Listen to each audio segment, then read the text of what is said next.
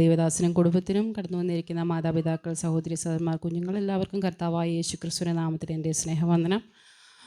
ഇന്ന് ദൈവസന്നിധിയിൽ ഇങ്ങനെ ഒരു അവസരം ഒരുക്കി തന്ന ദേവദാസനോടും കുടുംബത്തോടും നന്ദി അറിയിക്കുന്നു.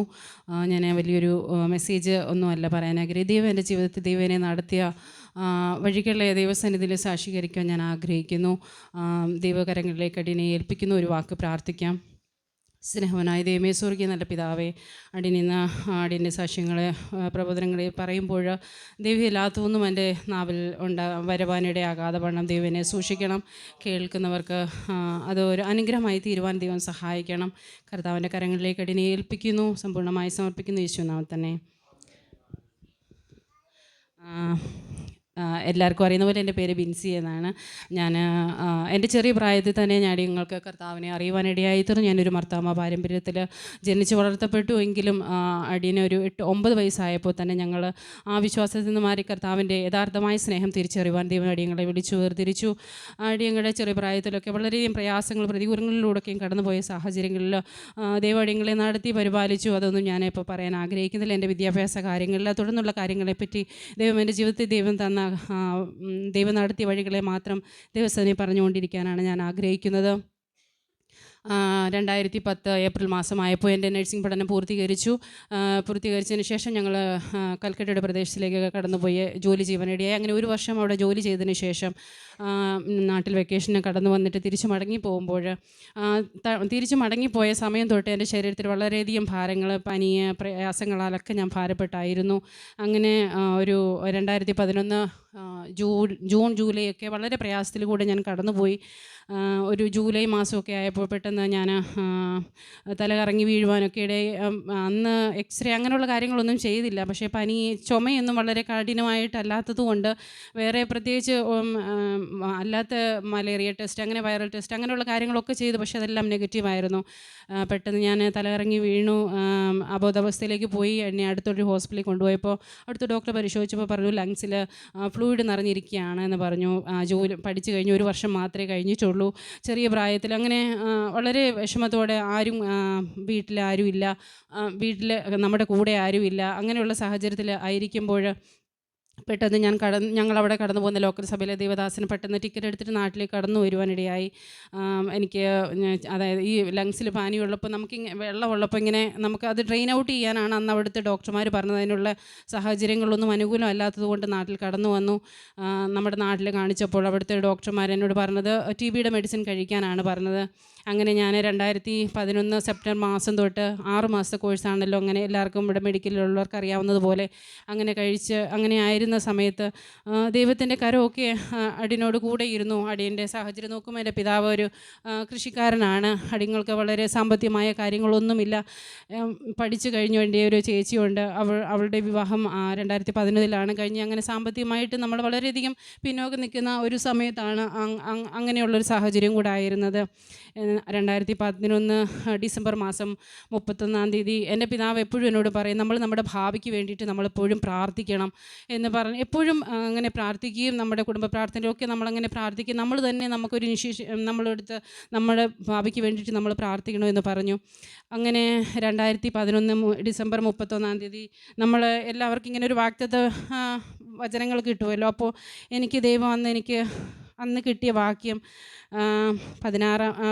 യോഹന്നാൻ്റെ സുവിശേഷം 16-ാം അധ്യായം അതിൻ്റെ 24-ാമത്തെ വാക്യമാണ്. ഇന്ന് വരെ നിങ്ങൾ എൻ്റെ നാമത്തിൽ ഒന്നും അപേക്ഷിച്ചിട്ടില്ല, അപേക്ഷിപ്പീൻ, എന്നാൽ നിങ്ങളുടെ സന്തോഷം പൂർണ്ണമാകും വണ്ണം നിങ്ങൾക്ക് ലഭിക്കും. ആ വാക്യത്തിന് ഞങ്ങൾ നാട്ടിലൊക്കെ അറിയാമല്ലോ, എല്ലാവരും വീട്ടിൽ വരുമ്പോൾ എല്ലാവർക്കും കിട്ടിയ വാക്യങ്ങൾ പരസ്പരം ഷെയർ ചെയ്യുകയും പ്രാർത്ഥിക്കുകയും ഒക്കെ ചെയ്യും.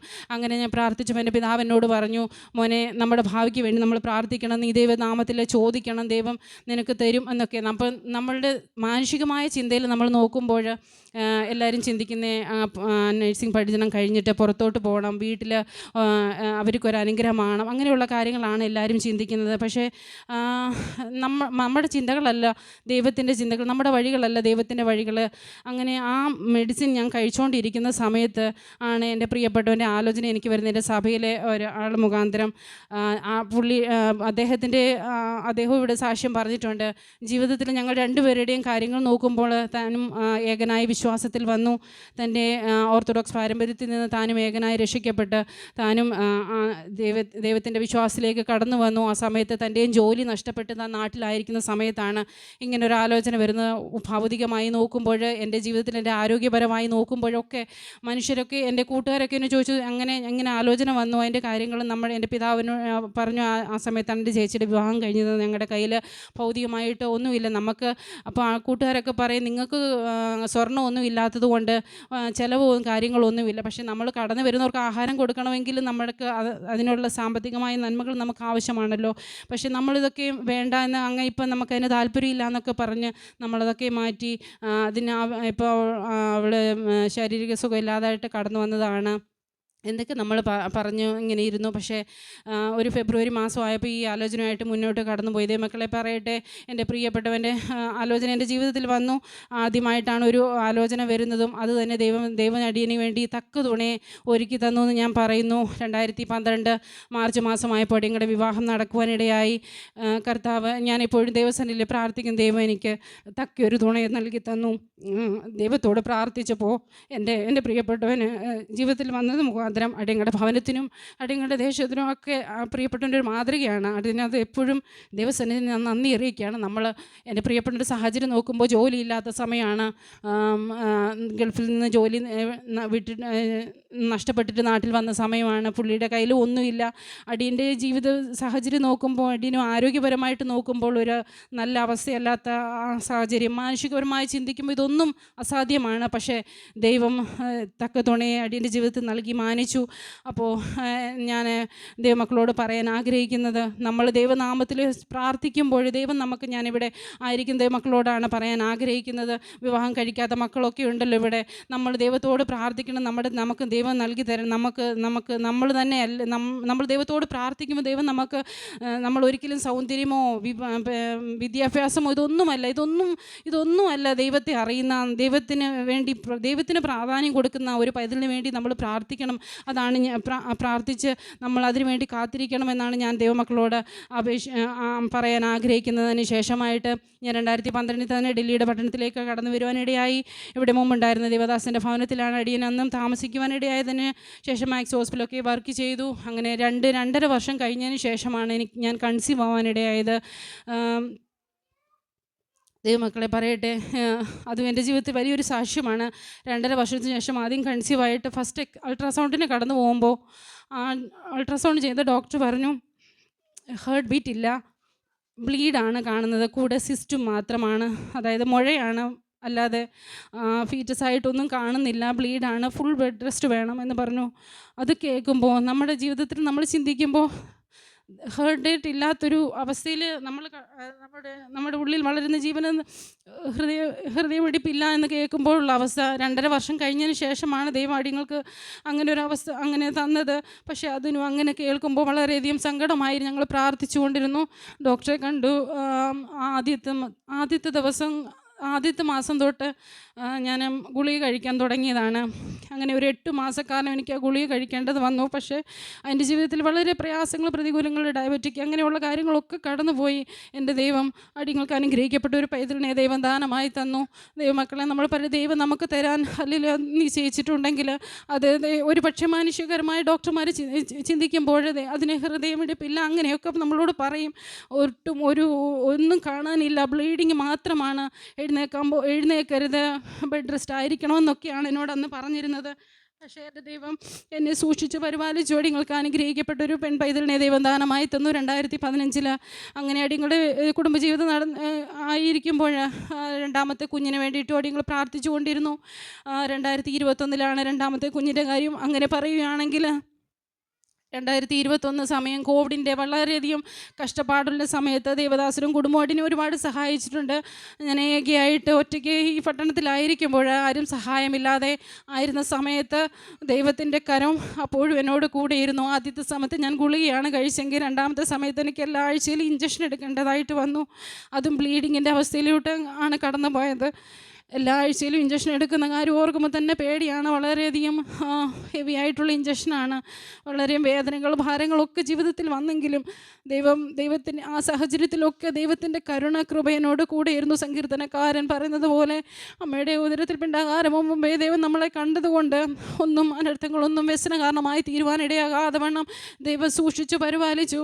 അതിൻ്റെ ആ ലാസ്റ്റ് സമയമായപ്പോഴത്തേനൊക്കെയും വളരെയധികം ഭാരങ്ങളും പ്രയാസങ്ങളൊക്കെ ഉണ്ടായി. പക്ഷേ എൻ്റെ ദൈവത്തിൻ്റെ കരം അടിയനോട് കൂടി ഇരുന്ന് അടിയനെ വഴി നടത്തി. ദൈവമക്കളെ, ഞാൻ പറയാൻ ആഗ്രഹിക്കുന്നത് എൻ്റെ ജീവിതത്തിൽ ദൈവം നടത്തിയ വഴികളെയാണ് ഇതൊക്കെ. ചിലപ്പോൾ ഒരു പക്ഷേ നമ്മുടെ ജീവിതത്തിൽ നമ്മൾ ഓർക്കുമ്പോൾ ഇതിൽ കഷ്ടത്തിൽ കൂടെ കടന്നുപോയി അനേകർ നമ്മളെ കേൾക്കുന്നുണ്ടാവും.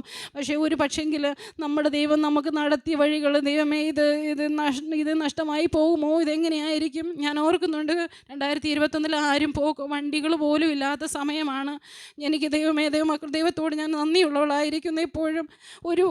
ഒരു ജലദോഷം പോലും വരുവാൻ എൻ്റെ ദൈവം എന്നെ സമ്മതിച്ചില്ല. ഞാൻ ഏകയായി ഈ പട്ടണത്തിലായിരുന്നപ്പോൾ. അതിൻ്റെ മിടുക്ക കഴിവൊന്നുമല്ല. എല്ലാവരും എൻ്റെ കൂടെയുള്ളവർക്കൊക്കെ 2, 3, 4 പ്രാവശ്യമൊക്കെ കോവിഡ് വന്നവരുണ്ട്. ഞാൻ ആ സമയത്ത് ജോലി ചെയ്യുന്നു, എല്ലാം ചെയ്യുന്നുണ്ട്. ദൈവത്തിൻ്റെ കരുണയൊന്ന് മാത്രമാണ് എനിക്ക് അഥവാ എന്തെങ്കിലും വന്നു പോയാൽ ആരും വരാനില്ല, കൂട്ടിന് ആരുമില്ല. എൻ്റെ പ്രിയപ്പെട്ടവന് അബുദാബിയുടെ പ്രദേശമായിരിക്കുന്നു, ഭവനത്തിലുള്ളവരില്ല. എല്ലാം മാനുഷികരമായി ചിന്തിക്കുമ്പോൾ ഒന്നും അസാധ്യമല്ല. പക്ഷേ എൻ്റെ ദൈവം എന്നെ നടത്തി. ഒരു ജലദോഷം പോലും വരുവാൻ ദൈവം എന്നെ അനുവദിച്ചില്ല. അനർത്ഥങ്ങളിൽ നിന്നൊക്കെ ദൈവം എന്നെ വിടുവിച്ചു. ദൈവത്തിൻ്റെ കരുണയും കൂടെയിരുന്നു. ദൈവമക്കളെ, ഞാൻ നിങ്ങളോട് പറയാൻ ആഗ്രഹിക്കുന്ന, ദൈവസന്നിധി നമ്മൾ പ്രാർത്ഥിക്കുമ്പോൾ, നമ്മൾ ദൈവത്തിൻ്റെ സന്നിധി നിലവിളിക്കുമ്പോൾ ദൈവം നമുക്ക് വേണ്ടിയിട്ട് ഒരുക്കുന്നതായ നന്മകൾ ദൈവസന്നിധി യഥാർത്ഥമായി പ്രാർത്ഥിക്കുമ്പോൾ ദൈവത്തിൻ്റെ അത്ഭുതകരം നമ്മളുടെ ഇടപെടും. ഒരു പ്രാവശ്യം കൂടെ ഞാൻ എൻ്റെ വാക്തത്വവാക്യം, അന്ന് എന്നെ നടത്തിയ വാക്യം, ഇതൊക്കെ കേൾക്കുമ്പോൾ നമുക്ക് കഷ്ടതകൾ വരില്ല. ഇതിൻ്റെ ഇടയ്ക്കൊക്കെ ഒരുപാട് കഷ്ടതകൾ, പ്രയാസങ്ങൾ ജീവിതത്തിൽ വന്നു പോയിട്ടുണ്ട്. അപ്പോഴൊക്കെയും എപ്പോഴും ദൈവദാസൻ പറയുന്നൊരു വാക്യമാണ്, പരീക്ഷയോട് പോക്ക് വഴി തരുന്ന ദൈവം മനുഷ്യർക്ക് നടപ്പല്ലാത്ത കഷ്ടതകളിൽ കൂടെ ദൈവം നമ്മളെ കടത്തിവിടത്തില്ല. അതിൻ്റെ കൂടെയൊക്കെയും പോക്ക് വഴികളെ നൽകി തരുന്ന ദൈവത്തിൻ്റെ